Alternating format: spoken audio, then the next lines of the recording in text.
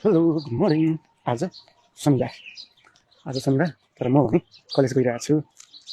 मैले धरानमा छु, धरानमा छु महेन्द्र बगुमती क्याम्पस।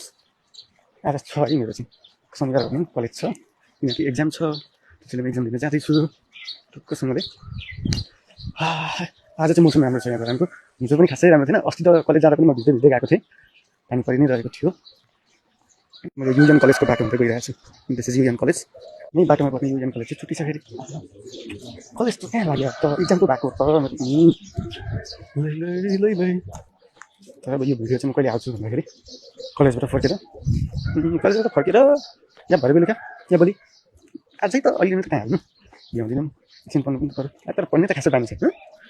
एक्जामको दिन रै पनि जानु पऱ्यो, चिया खानु पऱ्यो, पुग्दा टाइम भइहाल्छ। अनि त्यसैले म अरू कुनै दिन भिडियो हाल्छु हाल्नु भनेर बनाएको आज चाहिँ। धरानको चाहिँ यो कुरो ठिक लाग्छ कि भित्री गल्ली बाटोमा पनि यो खालको मिरर छ। यो धरानको घरको स्ट्रक्चर पनि कति खाले घरको स्ट्रक्चर कस्तो राम्रो राम्रो हुन्छ कि। मैले अस्ति कहाँ भिडियो पनि देखेको थिएँ धरानको घरको स्ट्रक्चर भनेर। यो सबैतिर प्रायः बाहिर इँटा देखिने खालको स्ट्रक्चर हुन्छ होइन। यो मेरो किन अरूको घरतिर देखाउनु, जस इँटाको सेप हुन्छ, बाहिर फिनिसिङ हुँदैन या गरेर पनि इँटाको देखाउँछन् आइरहनु। त्यहाँ हामी बस्ने घर पनि त्यस्तै छ, सबैतिर प्रायः त्यही मोडलमा घर छ। यतातिर त त्यति धेरै देखिँदो रहेछ, पनि सबै प्रायः पुरानो घरहरू त्यही मोडलमै छ, देखिरहेको छ होइन। यो चाहिँ धरानको युनिकनेसै हो यहाँ घरको लगभग। यहाँ त बरु डिजाइन अलग हुन्छ, त्यो इँटावाला त्यो सेप देखिए पनि, इँटा नै देखियो भने बाहिरबाट होइन, डिजाइन चाहिँ प्रायः अलगै हुन्छ, फिनिसिङै हुन्छ एउटा टिमा त्यस्तो देखिरहेको छ। डिजाइन अलग अलग डिजाइनको घर हुनसक्छ, एउटा इँटा देखिने मोडल भए पनि।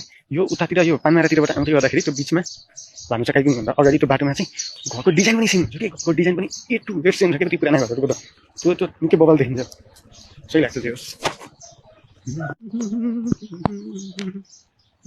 कपाल के भयो यार यति साह्रो। मैले भ्लग म कलेज जाँदैछु भनेर कलेज गएको देखाउन बनाएको होइन, त्यतिकै रेन्डमली हाल्दै मात्रै बोलेर म पनि देखाउनु हुन्छ हो। त्यसैले see you guys in next video. किनभने आज एउटा अब यो भिडियो सुरु नै हाम्रो होइन के छ भनेको अनि गाडीहरू त सुन्दैन पनि होला, किनकि माइक त छैन। लास्टमा मैले भिडियो एडिट गरेर नोइज क्यान्सलेसन हाल्दै मात्रै हो होइन। र पनि ब्याकग्राउन्ड नोइज आइहाल्छ नि त्यसको होइन। के भनौँ भने आज हामी जाँदैछौँ एक्जाम सके पछाडि दाजुभाइ टक्कसँगले माथितिर घुम्नु। यहाँदेखि माथि दाजुहरू लगभग हिँडिसक्नु होला, उतादेखि सुरुङ्गादेखि धर्मपुरदेखि होइन, हिँड्ने बेला भयो। अनि यहाँ आउनुहुन्छ नारायण दाजु, मिलन दाजु अनि निर्मल दाजु, तिनजना उतादेखि आउनुहुन्छ, म यता छु। अनि त्यस पछाडि बाइक नै आउने, अनि हामी बाइकमा यहाँदेखि आज माथि जानेवाला छौँ।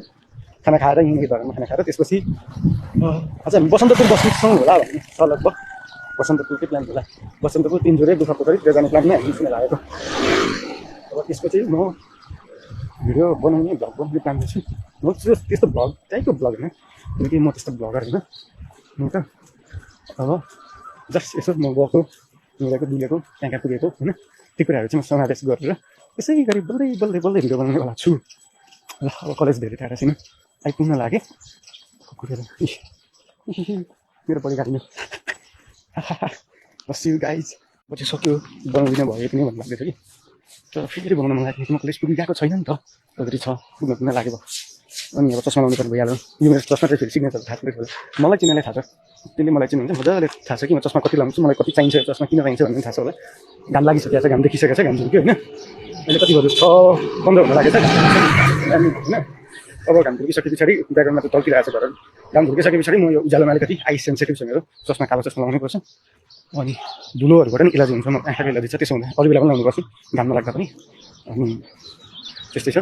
अब लगभग म कलेजको नजिकै छु, यो कलेजकै रोड हो अहिले हुन्छ, कलेजकै रोड होइन। म कलेज पनि देखाउनु पऱ्यो भनेर लागेको, त्यही भएर त्यो बनाएको खासमा। अब कलेज पनि देखाउँछु अनि त्यसपछि चाहिँ म बिदा हुन्छु है। जय नेपाल। फेरि जय नेपाल भन्दै गर्दा मैले यो काङ्ग्रेस जय नेपाल भन्दो रहेछ कि, मलाई चित्त बुझ्दैन। निकमा काङ्ग्रेस होइन, जय नेपाल भन्नु भनेको हरेक नेपालीले भन्नु पऱ्यो नि त। त्यसैले काङ्ग्रेस पार्टीको काङ्ग्रेस भएर पनि होइन है, निकमा काङ्ग्रेस होइन, मलाई खासै मन पर्दैन पनि होइन। त्यही भएर ल जय देश जय नेपाल। म कलेज देखाउँछु अनि बिदा हुन्छु। पछाडि एउटा वाल बनाउँदैछु, यो कलेजको नयाँ भवन हो।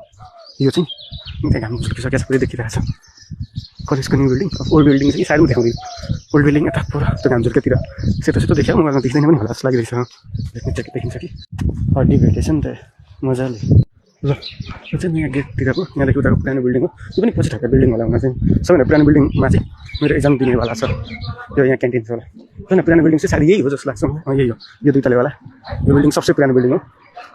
यसैको उतापट्टि मेरो एक्जाम क्लास पर्छ र म यहाँ चिया खाएर त्यसपछि जाने हो कलेजतिर। त्यहाँ मान्छे हिँड्दै गरेको ठाउँसम्म पुग्दै गर्दाखेरि चाहिँ त्यहाँदेखि मेन गेट छ, उताको पछाडिको नयाँ गेट हो, यो पुरानो गेट कहाँ छ त्यो पनि देखाउँछु नि त। यो कलेजकै लागि खोलेको विशाखा भइहाल्यो डुङको। अनि यो कलेजको पुरानो गेट स्थापना 2012 साल भनेपछि सायद राजा महेन्द्रको पालामा होला, एक्ज्याक्टली थाहा नभए पनि हो। महेन्द्र बहुमुखी क्याम्पस हुन्छ न कलेजको अगाडि, महेन्द्र बहुमुखी क्याम्पसद्वारा 12 सालमा स्थापना गर्नु राजा महेन्द्रको पालामा। अब यस्तो देख्दै गर्दाखेरि चाहिँ मलाई धेरै कुरा भन्न मन लाग्छ कि धेरै नै कुरा भन्न मन लाग्छ, जुन मलाई पटक्कै चित्त बुझ्दैन। र अघि समावेश भयो कि काङ्ग्रेस पनि नमाउँला, पछि जोडिएका एमएलए पनि नमाउँला, अरू जति पनि पार्टी माओवादी छ यताउताको जोडिएको सबैजना नमाउँला होइन, चित्त बुझ्दैन मलाई। देश र जनताको लागि राजाले जति गरे त्यो चाहिँ कसैले नै कहिल्यै नै गर्न सक्दैन र गर्दैन पनि भन्ने मलाई लाग्न थालेको छ। आज यो अवस्था देख्दै गर्दा म राजावादी भयो, म ओभरअल देश राम्रो हुनु पर्यो भन्ने सोचिराख्ने मान्छे हो। किन भन्दै गर्दाखेरि मैले किन भने कलेज अगाडि देख्दै गर्दा किन यति भने भन्दा राजा महेन्द्रको पालापछि सायद वीरेन्द्रको पालासम्म पनि कुनै कलेजहरू पुराना त्यस्ता कलेजहरू खुलेका होलान्, सरकारी पुनः सरकारी। र मलाई थाहा छैन कि मैले देखेका ठुला पुराना परेन नयाँ भयो ठुला खालका सरकारी कलेज भनेको मैले देखेको राजाको पालामा खुलेको, सायदै 47 साल पछि नै खुलेको छैन होला कि, बहुदल आएपछि नै सायदै कुनै खुलेका छैनन्। किनकि सायद मैले बुझेअनुसार त 47 साल पछि मात्रै उद्योग धन्दाहरू बन्द हुन थालेका, कल कारखाना राजाले खोलेका बन्द हुन थालेका होइन, यस्ता कलेजहरू खुल्ने काम बन्द भएका। त्यसैले पनि म यो कुरामा निराश छु। र जति नै गणतन्त्रको भाषण दिए पनि यसको चाहिँ जवाफ कसैले दिन सक्दैन, किनभने यो भनेको प्राइभेटाइजेसन गर्ने, अरूहरूलाई सरकारी देखिएर प्राइभेट चलाउने र जनतालाई मारमा पार्दै लाने एउटा सिस्टमको सुरुवात गरेर चाहिँ त्यो चाहिँ चित्त बुझ्दैन। फेरि यो ऐतिहासिक 2012 सालको कलेज देखाएर छोड्दै मैले कलेज देखाएर भिडियोको अन्त्य गरेँ। अलिकति लामै बन्छ होला, ठिक छ भरे हाल्छु हाल्न चाहिँ।